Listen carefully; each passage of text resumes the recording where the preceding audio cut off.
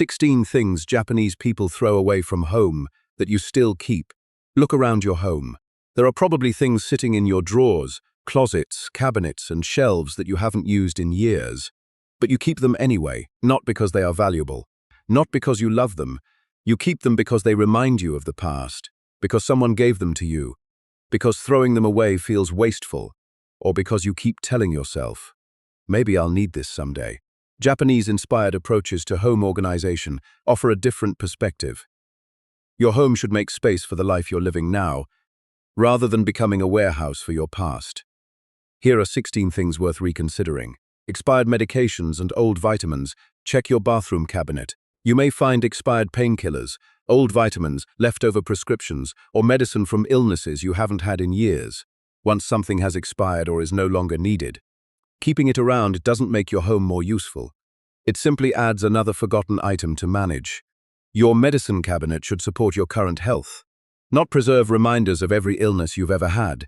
The takeaway: if you no longer need it and it's expired, deal with it properly rather than letting it occupy valuable space. Chipped or cracked dishes. That mug with the chipped rim. The plate with the hairline crack. The bowl that's missing a tiny piece. You might tell yourself that they're still usable. But if an everyday object is damaged, you have two choices: repair it or let it go.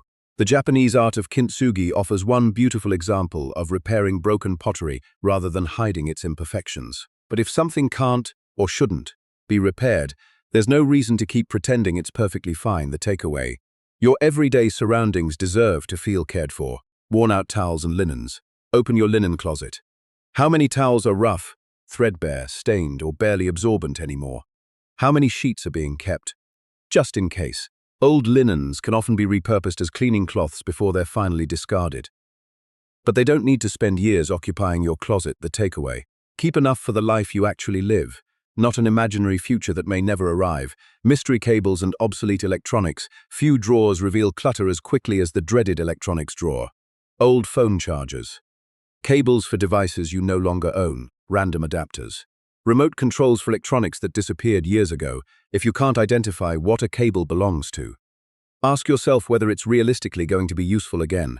The takeaway: every cable should have a purpose. If its device is gone, the cable probably doesn't need to stay. Excess decorative pillows. Some beds seem to require a small construction project every morning. Sleeping pillows. Decorative pillows. Accent pillows. Throw pillows. Then, every night, they all have to be moved again.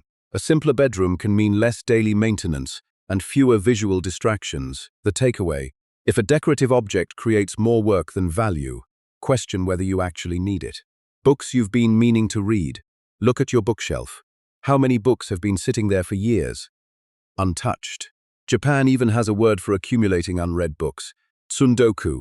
The problem isn't owning books, it's allowing unread books to become permanent reminders of intentions you never followed through on. You don't need to keep a book forever, simply because you once wanted to read it. The takeaway: a book should inspire you, not quietly make you feel guilty. Free samples, hotel toiletries, and unused gifts. This category is especially easy to accumulate. Tiny hotel shampoos, beauty samples, miniature lotions, novelty soaps, unopened gift sets. They seem harmless because each item is small, but dozens of tiny maybe someday items can eventually become a whole drawer of clutter. If you aren't going to use something, give it to someone who will, or let it go. The takeaway: free doesn't mean cost-free. Every object still takes up physical and mental space. Too many photos and decorative objects. Walk around your home and count everything competing for your attention. Photographs, posters, prints, decorative pieces, small objects on every available surface.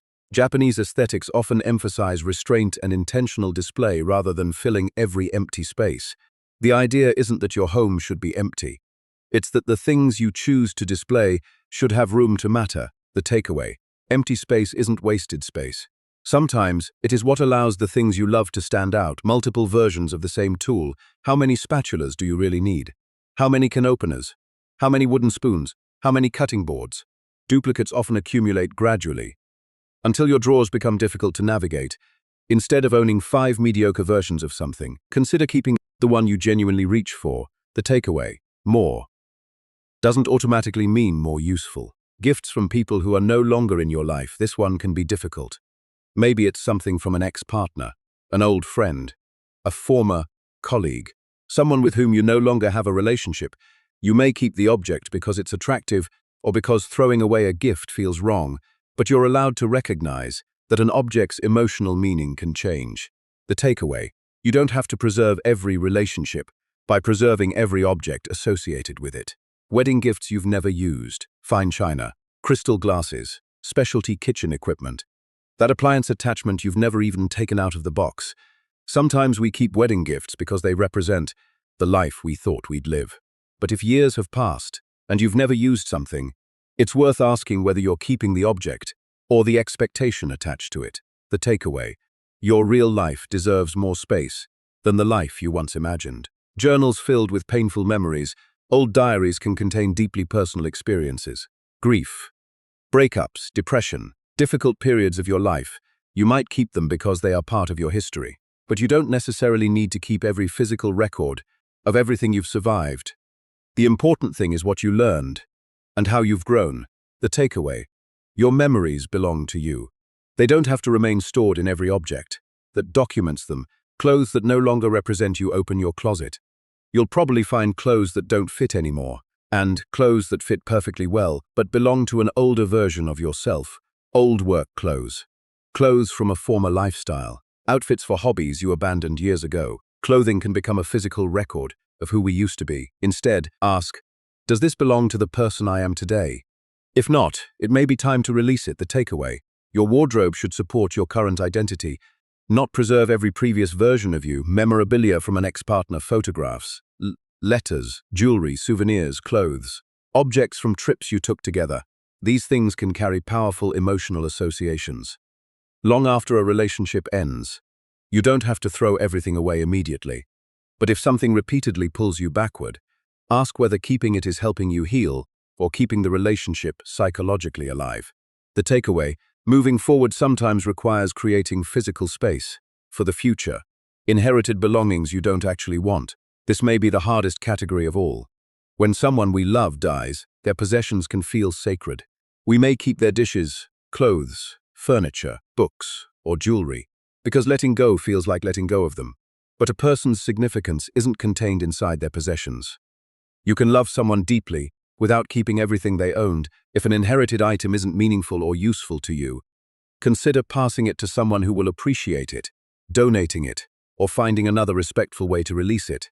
The takeaway: letting go of an object doesn't mean letting go of the person, things you keep because someone else expects you to. This is the deepest question on the list. Walk through your home mentally. How many objects are there because you genuinely want them? And how many are there because someone else gave them to you, expects you to keep them, or would be disappointed if you got rid of them? Your mother's dishes, your grandmother's crystal, an old friend's gift, your former partner's belongings, children's toys they've outgrown, tools you inherited but never use. At some point, you have to distinguish between love and obligation. Your home isn't a storage facility for everyone else's memories and expectations. It is where you live, and the things inside it should support the life you are actually creating. The 3-question home audit. You don't have to declutter your entire house tonight. Pick one drawer, one shelf, one closet.